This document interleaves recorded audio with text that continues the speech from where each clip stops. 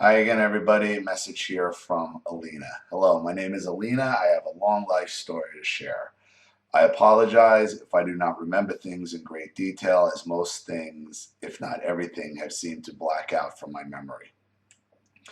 This all started with my mom when we lived in the Whispering Woods apartment in Fresno. As a little kid, I was oblivious to all sorts of things up until that point in my life. At that time, I was 8, and it was the time I was stripped of my childhood. My mom was put onto medications for back pain, but I knew it was just used to get high with and to get on disability. I had to take days off from school to make sure she was okay since the medicine made her drowsy and fall all over the place and had to grow up pretty quickly doing all the house chores I could. My mom wanted me to do everything for her: cook, clean, go grocery shopping, everything. I was basically taking care of her and was used as a scapegoat whenever things went wrong. She made all sorts of the decisions for me and led my life. I even have to ask my current boyfriend Jerry for help or to make decisions for me. My mom would also bring in sketchy men into the house, so it got into the habit of sleeping with a knife under my pillow as a habit. She'd also manipulate things with my bad money to fit her liking or manipulation. I've had plates thrown at me, been called an accident, as well as many more stuff that was horrible that happened. Not only that, I was picked on at school as well as almost killed by other students, but I fought back and the teachers let me since a lot of them liked me and I knew I didn't fight unless I was provoked. After a couple years living in Fresno, my mom decided to move to Clovis after getting kicked out of her roommate's place.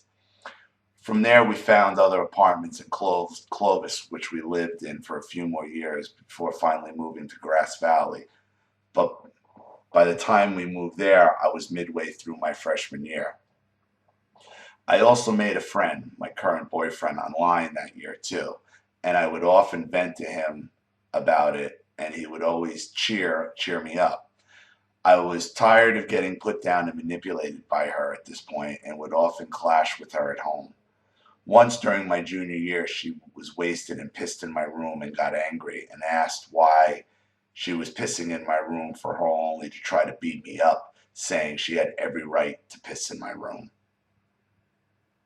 I called the cops and told me she wasn't and told her I called the cops and they told her she wasn't allowed in my room, but of course that didn't stop her.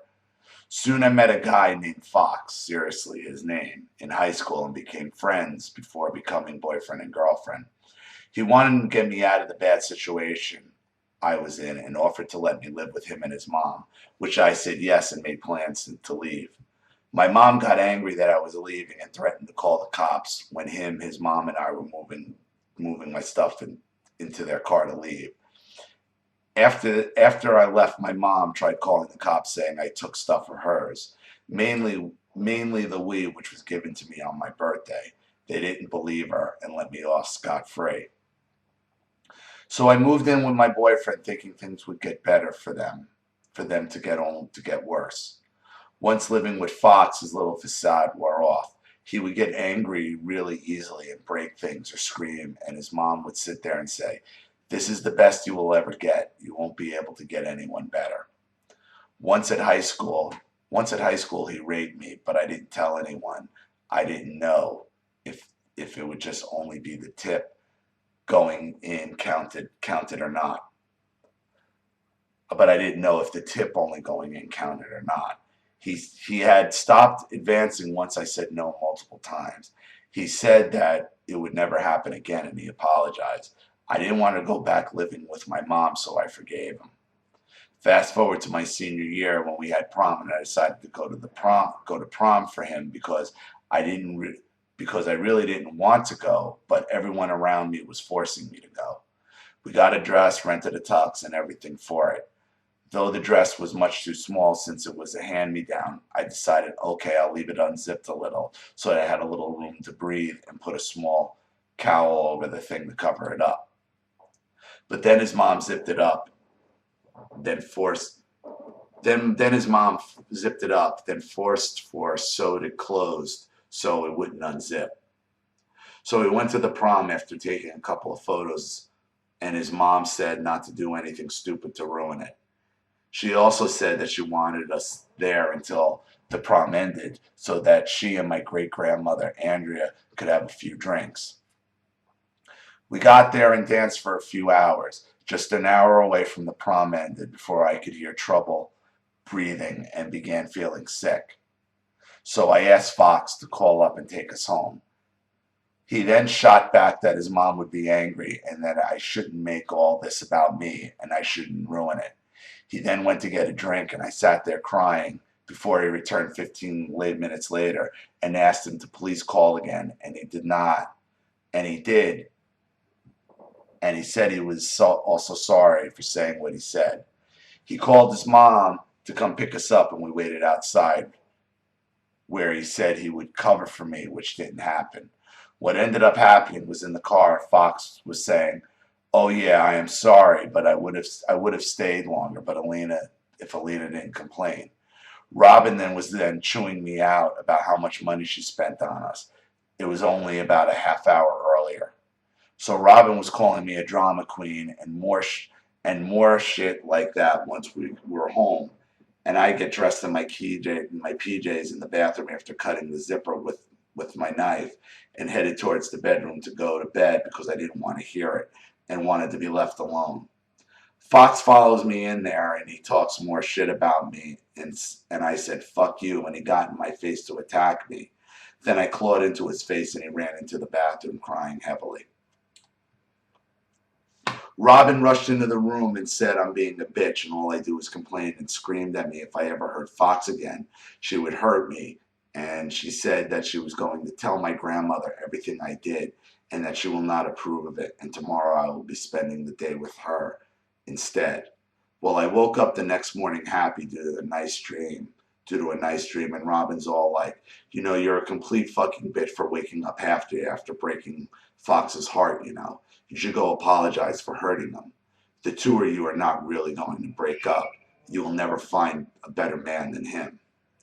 She also threatened to hurt me if I did break up with him, and that she would find me no matter what. I ended up crying again and vented to my current boyfriend about what had happened before I left for my grandmother's, and ended up spending 3 days with her instead. My grandmother also basically said the same stuff as Robin did and was telling me that I should go into anger management classes. At this point, he basically had my family wrapped around his finger. So going to them for help was not going to work. This is a high school boy. Like, your family is just shit as well. Oftentimes when I lived with Fox, he would strangle me, sit there on the bed holding a knife while staring at me, and grab me really hard or pull me. Once when I had my period and bled on my pants in public, he screamed at me for it. I felt I had enough of his shit and decided to make plans to leave, and my current boyfriend decided that he would help me. With this aid, I did end up moving out during the summer of my senior year when I graduated in 2014 and moved in with him. Coworkers helped hide me from Fox and his mom during the day by giving me work in the storage room. One of them was kind enough to drive me to the hotel where I met him and from there we took a train across the country back to his place. I still feel bad for hurting my ex, and I still love him, my mom, and his family for some reason. I don't know why I do, but I wish these feelings would go away. He is still looking for me and is obsessed with me after all these years, trying to find me on any social media online. I am still scared about what happens if he does find me though. I regret going to the police about this even to this day, but I am glad to have a good friend and now fiance help me get out of that situation. I am forever grateful to him and love him endlessly. Thank you for reading this and helping everyone that you do. I am also sorry I cannot contribute as of right now, but once I am able to, I will. Thank you again, Alina. Look, the reason why he's able to abuse you like this is because your own family threw you away. told you this is the best you're going to get, and that's why you're in this. You love him, you move from one hell to another. So what's really to love? He abused you the whole time he was there, held knives to your throat, raped you, and yet you still love him and you feel guilty. You might feel a little guilty because you think maybe it could have been worse at you with your mother. Maybe it could have. Still doesn't give them a pass for what they did to you. The fact that this guy out of high school is still searching for you and is obsessing, and the fact that his mother is helping him, tells me he's another little son child that mommy wants a little girlfriend for.